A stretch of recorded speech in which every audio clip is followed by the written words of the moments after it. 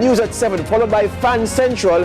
Brazil are in action in the Copa America. This evening, they play Costa Rica. The action kicks off at 8. It's going to be live on CVM TV.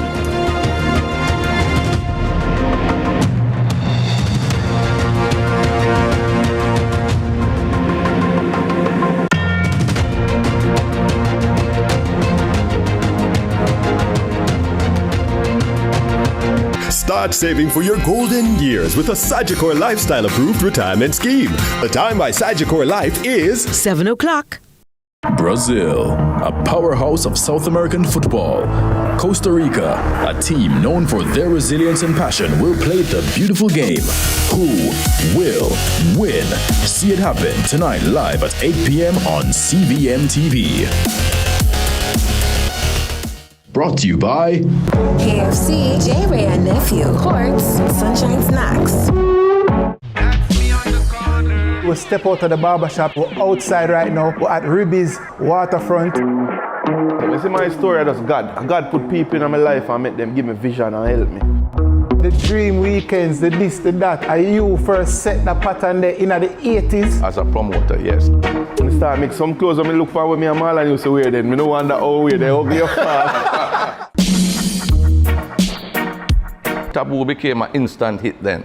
We could call it a gentleman's club. A no? gentleman's club. Yeah. To have all the executives come in. I call the name Ribby. You're going to mash up some house. The Cut is brought to you by Flow and Guinness. Central Expressions, your best source for business, tourism, and entertainment.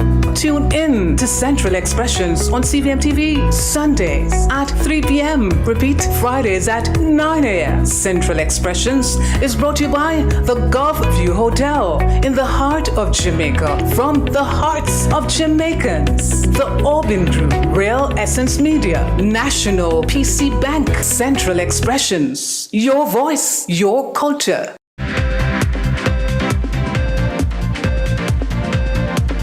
Tonight in CVM News at 7, Prime Minister stands firm on Spark. PNP General Secretary tackles the Ministry of Health numbers, and alleged cop killer killed in police shootout. Also this evening, Jack Den recruits Cuban nationals to work in Jamaica's bauxite industry. And in sports, Reggae Boys look to bounce back at Copa America.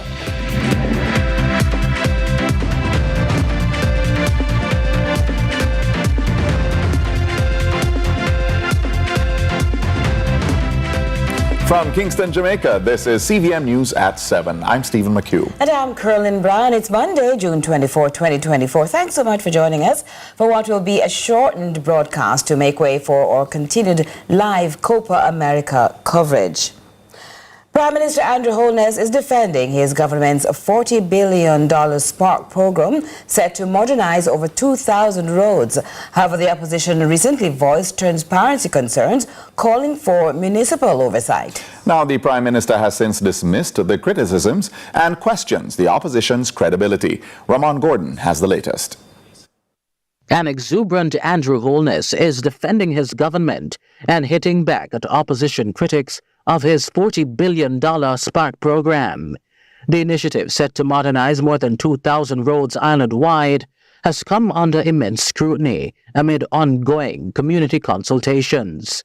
Earlier this month, the National Works Agency, NWA, indicated that of the 8 companies that submitted international bids at the pre-qualifying stage, the 2 local applicants were unsuccessful. More recently, Deputy Portmore Mayor, the PNP's Alvick Campbell, expressed concerns about transparency and the absence of detailed cost estimates. The Prime Minister brushed off those critiques as jealousy. If the PNP did ever say they was going to a Spark program, they would have borrowed the money. Because they never run the economy in a way to do it. And that is why they bad mind the Spark program. Yes. Because they wish them could have done it.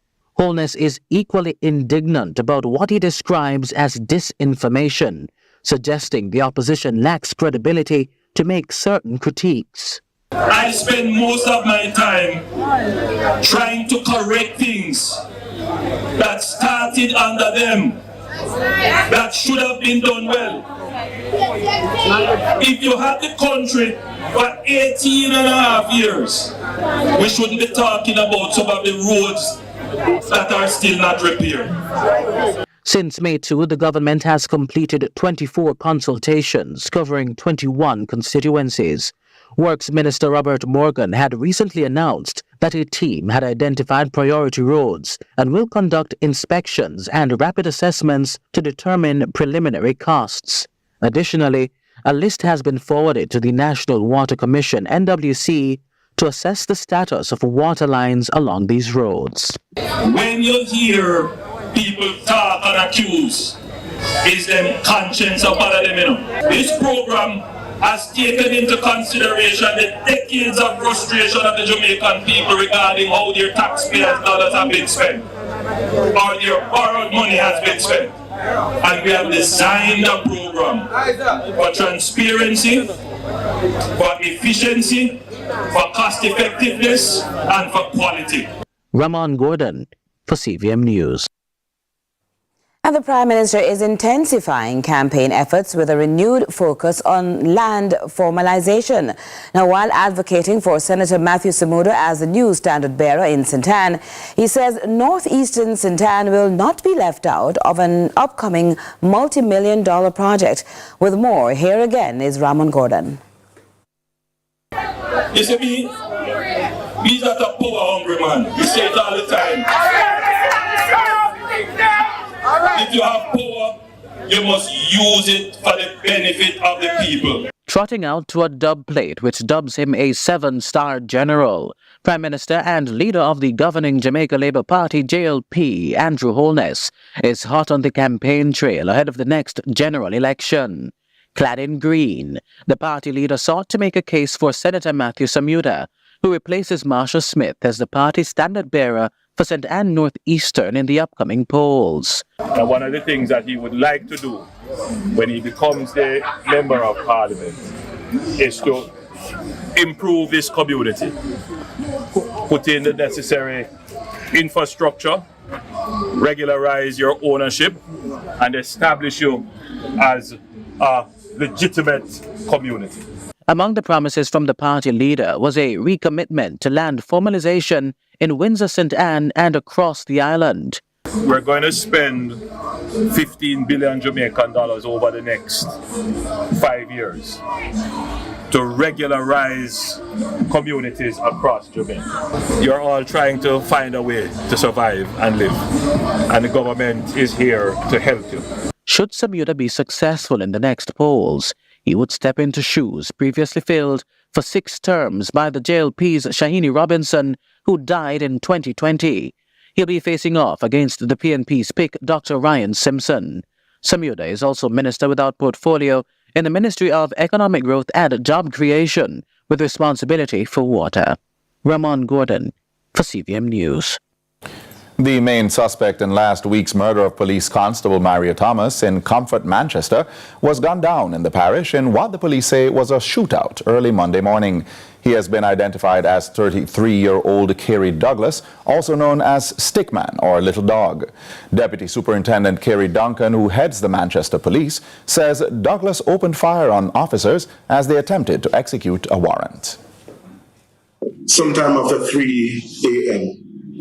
today, there was a joint police operation that was conducted in the Bottom district of the Alligator One police area. This operation was conducted in conjunction with members of the Specialized Operations Unit. During the operation, a warrant was executed at a premises.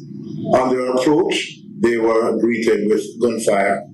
The police took evasive action and returned the fire. When the shooting ended, one man was found suffering from gunshot wound. He was assisted to the Mandeville Hospital, where he was pronounced dead on arrival. One 9mm pistol loaded with a magazine containing 5 live rounds was recovered. The Prime Minister has called for investigations into several matters of concern in the public health sector after Cabinet received a detailed report today from the Health Ministry. Information Minister Senator Dana Morris Dixon, says the Prime Minister's move emphasizes the urgency of the matter. The Prime Minister asked the Ministry of Health team to report to Cabinet today and to give an update on the investigations into these deaths. At Cabinet today, the team at the Ministry of Health and Wellness spoke to the status of the investigations, which are all ongoing. And the Prime Minister asked that these investigations be expedited and that the final reports be provided to Cabinet. In the meantime, the Information Minister says government remains committed to ensuring the continued improvement of the public health sector. The Ministry of Health and Wellness team also provided an update on equipment in the public system and improvements that are being made to the public health infrastructure. The Prime Minister reaffirmed the government's unwavering commitment to using all resources that we have to improve patient care for all Jamaicans, irrespective of where they come from or their means.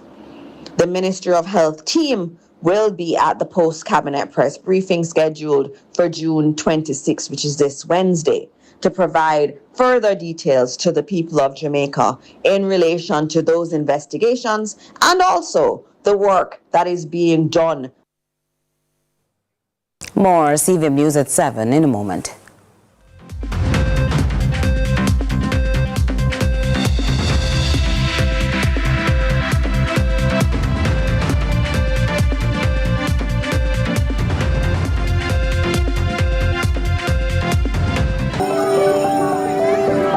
Harry, how was school? It was really good, but I'm really hungry. Can we get some juicy pasta? Sure we can.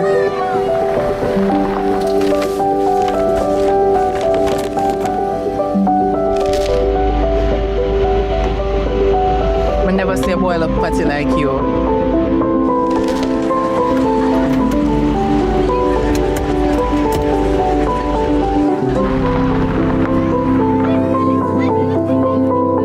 Hey son, you good? No, Dad, I'm starving. Can we get some juicy patties?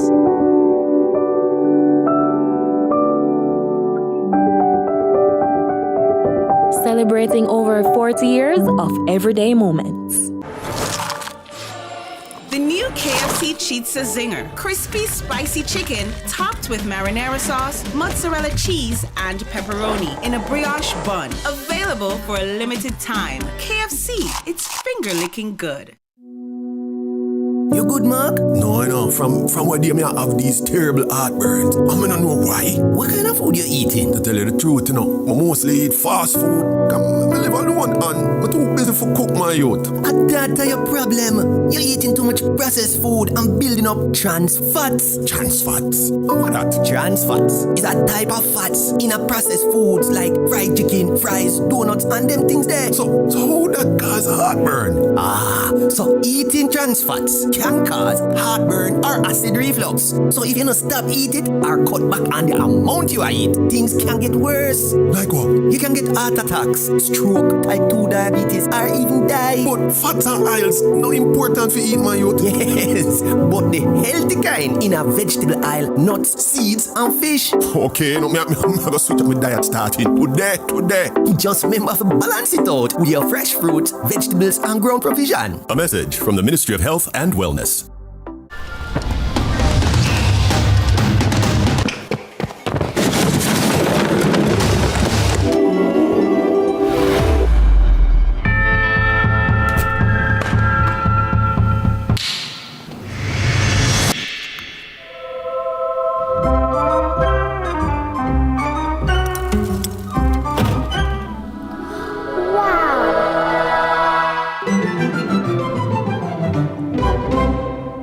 Did you know that many of my schoolmates have an unhealthy diet, especially at school? And now 23% of them are overweight and or obese. And so one less sugary drink at my school may mean one friend less, or 2 or 3, at risk of cavities or diabetes. And if we're served less foods high in saturated fats, sugar and sodium, it may reduce our risk from obesity, heart disease and high blood pressure. The solution is simple, right? Act now. Let's get unhealthy foods and